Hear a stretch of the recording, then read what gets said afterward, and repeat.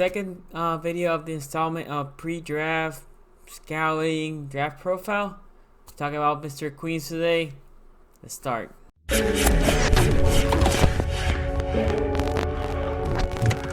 Renegade. Hey guys, my name is Sunny. Welcome to szg Sports. And if you love Ravens content, and you know you do, please subscribe now and hit the bell so you can stay up to alert every time I upload a video. And there's gonna be a couple of videos coming up as draft is coming by, and we wanna see this, guys. We wanna see this prospects. And like I said, my hope with this video is to provide you a place that you can have 5 to 6 minute video cheat sheet of player and how do I think those players play in our system. Can they be part of the Ravens? Can they be good players? Can they be impactful? And I'm starting with guys that are going to be the first or second rounds. So I'm doing middle linebackers right now, and I'm also starting to research some of the outside backers and edge rushers and all that good stuff. Okay, saying all that, I did Kenneth Murray, so you can check that video over here on the side and the little pop-up. If you haven't, go check it out. Give me your thoughts if you like Murray. Or if you like Queens, and again, I'm going to be talking about Queens. I have my little cheat sheet of everything that I wrote here. Patrick Quinn, 6'1", 227. So he's smaller than Murray. I have Murray's cheat sheets here. So Murray it was 6'2", 238. But even though Murray is bigger, heavier, Murray plays so much faster. At least that's what I see on tape, which is impressive. Again, Murray like it a lot. Now, Patrick Queen is a good linebacker. We're not talking about a bum here. We're not talking about a guy like, oh, okay, this guy is gonna be a crappy player. There's one thing that concerns me of Queen. I don't even know if the combine we can see that, or is there a way to figure that out, right? But middle linebacker being a big need in my opinion for the Ravens. This is what I saw. I'm gonna start with a good place quick. The dude is quick, especially, and I probably have this somewhere here. He's very fluid. He moves side to side like nothing. That change of direction goes like this. Okay, the redirection ability is great. Like, yeah, he's looking and he might be running or sliding to one side, and then boom, he just turns like nothing.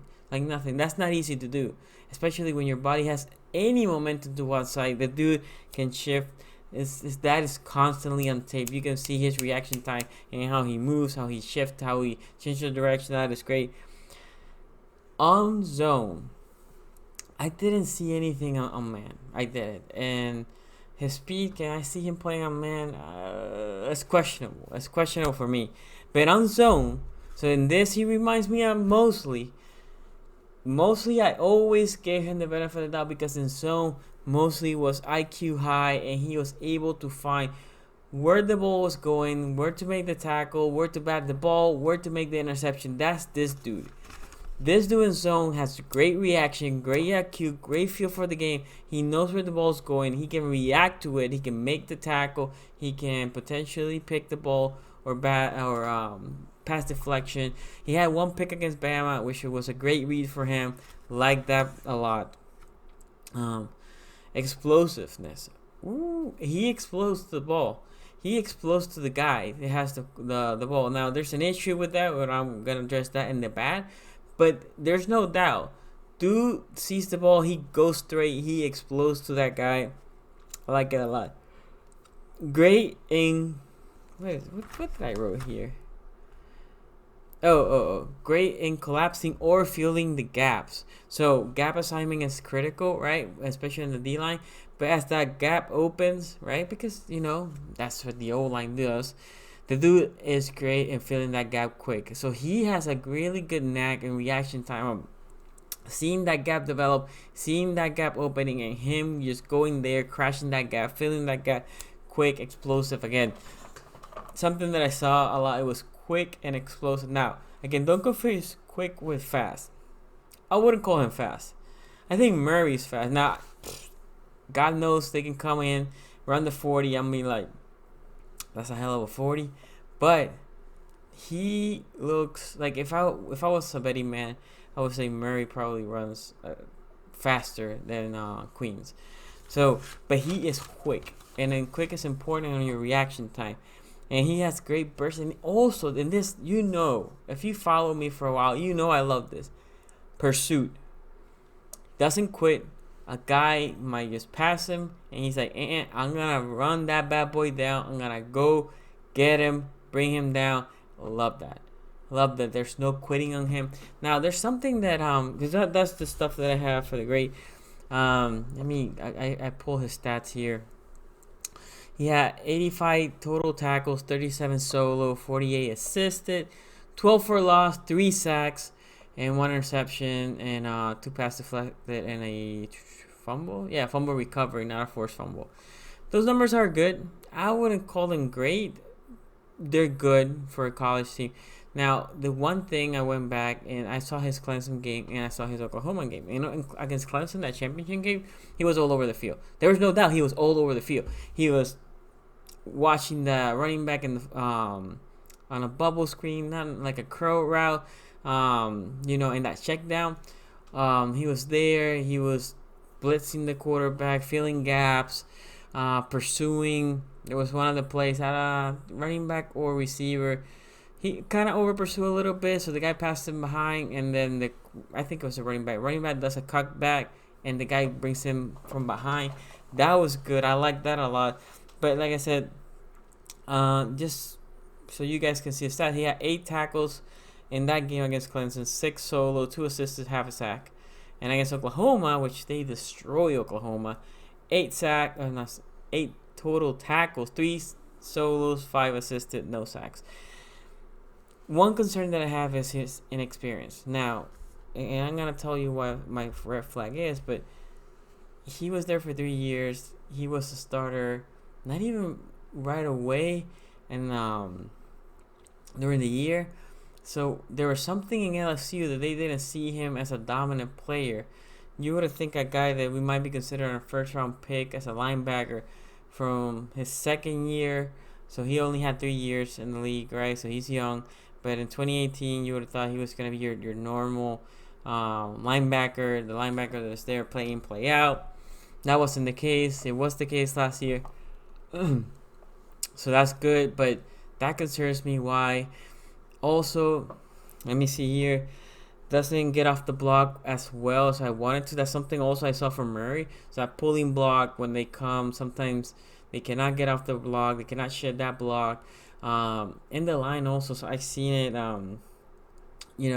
if the linebacker or if the O-liner engages with him specifically, he has to have a tough time getting off that block.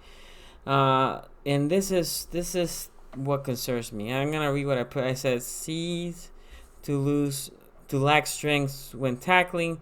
Stiff arm takes him possibly down, or it takes him away from the play, and needs to learn how to tackle low. And that's something also I saw from Murray, not the other two, but tackling low, he needs to do that more. But the problem was, if you go back to the Clemson tape, there was a lot of tackles that he made, but in the NFL, that is a missed tackle and the guy keeps running. Like, it looked like he was trying to tackle, but he couldn't get to the guy to bring him down. That frustrates me. Like, if you had Patrick Queens against Tennessee and you had that bad boy Henry running, I don't feel like Queens is there to tackle him.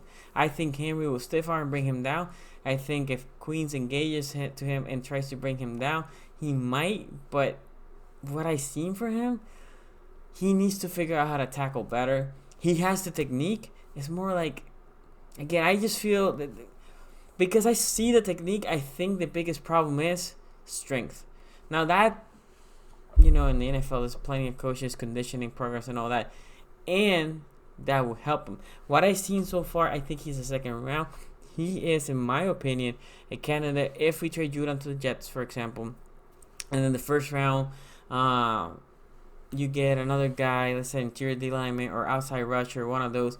In that early second, if Queen is there and you don't have Kenneth Murray anymore, then I can see it. In the first round, 28th overall, I don't know. I definitely not trading up for him. I think I see enough flags that he is a competitor, but can he be a solid starter? I'm not completely convinced. I think he has the potential, which the draft is all about potential. I think he needs to figure out how to bring people down, because in the NFL you have man there, and just a great tackle, a tackle that doesn't completely engage the player, that is almost like slapping him around. That ain't gonna cut it. If you like this video, give it a thumbs up, subscribe to the channel, follow me on Twitter, IG, Facebook at szg.sports. Don't forget, every Tuesdays at 8:30 we do a live stream where I take your calls, your questions, all of that, and we discuss the latest topic for the Ravens. Thank you for watching, my guys, and I will see you next time. Peace out.